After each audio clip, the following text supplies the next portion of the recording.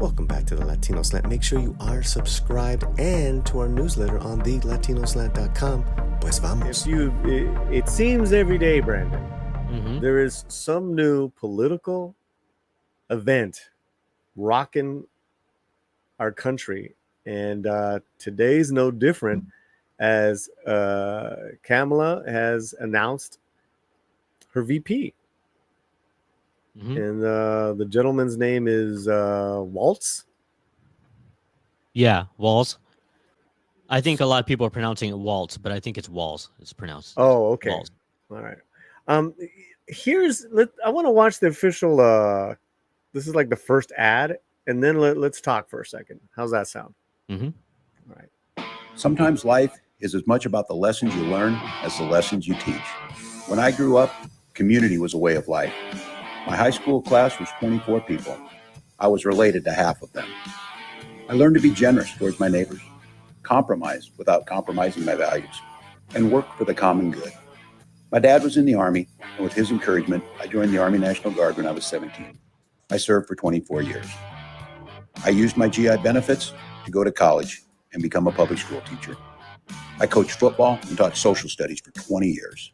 And I tried to teach my students what small-town Nebraska taught me: respect, compromise, service to country. And so when I went into government, that's what I carried with me. I worked with Republicans to pass an infrastructure bill, cut taxes for working families, signed paid leave into law.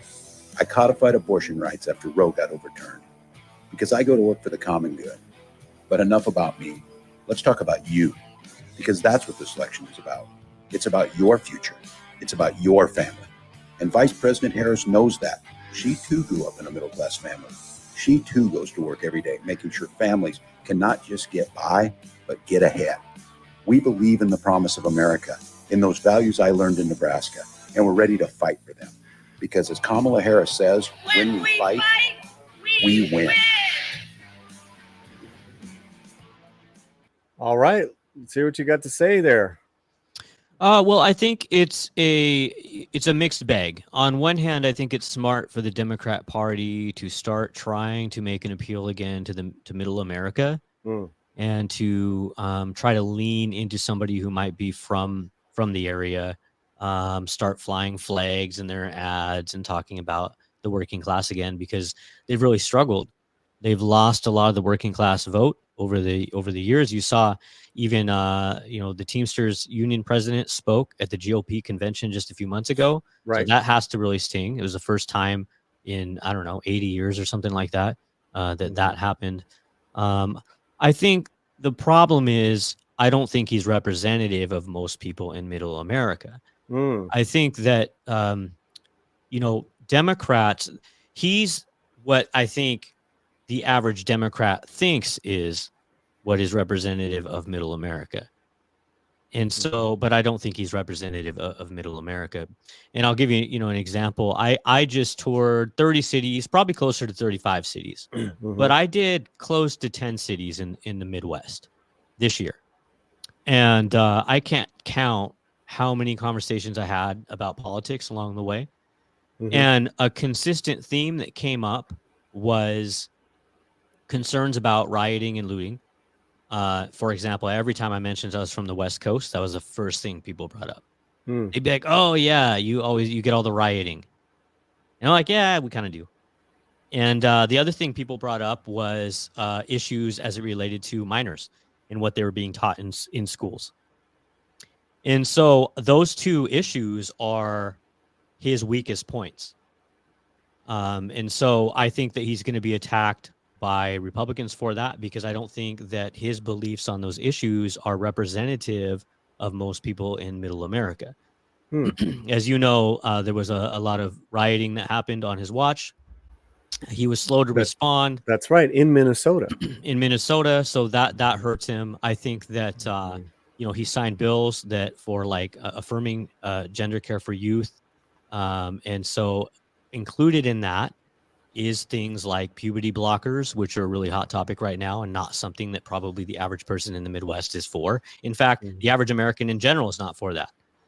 There's a lot of European countries that have even banned it. And so I think he's going to be attacked on that as well.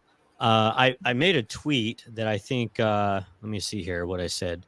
I don't remember what I said, but I think it was true. Or I went to. Well, as you're looking okay. for that, you got it. Go ahead. I said Walz will appeal to rural white voters because he holds cute farm animals. Is the kind of electoral strategic thinking I would expect from a San Francisco district attorney. And so I think that, again, he is the aesthetic that Democrats want. They want the old white guy because it's great for the aesthetics. Okay. They want the guy who has farm animals and has a gun and things like that. But if you look beyond the aesthetics, he is not representative of the average person in middle America. And so I don't think it will take long until that gets out to most people in middle America. And so I saw a poll today. What was it? Something like 70% of people don't even know who he is. So really, it's going to be a rush to, can he define himself before his opposition defines him? I don't know. You know, we'll see what happens. But that's usually the name of the game when it comes to politics. I don't know who he is. I've never heard of him before within the last 2 days. I've obviously been hearing about Shapiro or even Kelly, the astronaut in Arizona. So so this ad, obviously, it's all the bells and whistles. It's very nice. It shows his record. It would make me want to dig a little bit more on his record. Because this guy is going to be, they say a heartbeat away from the presidency. Well, Americans aren't stupid. So I think anytime a progressive San Francisco district attorney picks an old white guy as their running mate, I think people are going to be suspicious. So I don't think it'll be long. I think what it does is it breathes new life into the Republican Party, who's had a really difficult time over the past month. Kamala, when she got onto the campaign trail, there was a lot of enthusiasm. She's kind of a tough cookie to attack in a lot of ways because she was a district attorney at one point in her life. And so she can sort of mitigate some of the attacks that come her way. The biggest things that go against her really is that she just doesn't have the experience or doesn't have the policy proposals to put forward, or she's out of step because she's from California. That's what you hear the most from conservatives. But with Walz, I mean, he just opens up the floodgates for criticisms. And so you've already seen that on X, and a number of conservatives who I've spoken with are like happy. They're relieved that she picked Walz and not Shapiro. And I agree. I think Shapiro would have been an extremely difficult person to overcome. But I think we all know why they didn't pick Shapiro. Well, okay. All right. So listen, they didn't pick Shapiro, but he's Pennsylvania. They didn't pick Kelly. He's Arizona. Those are true swing states. Minnesota's not a swing state. And I think this might be Kamala's first major political mistake. And you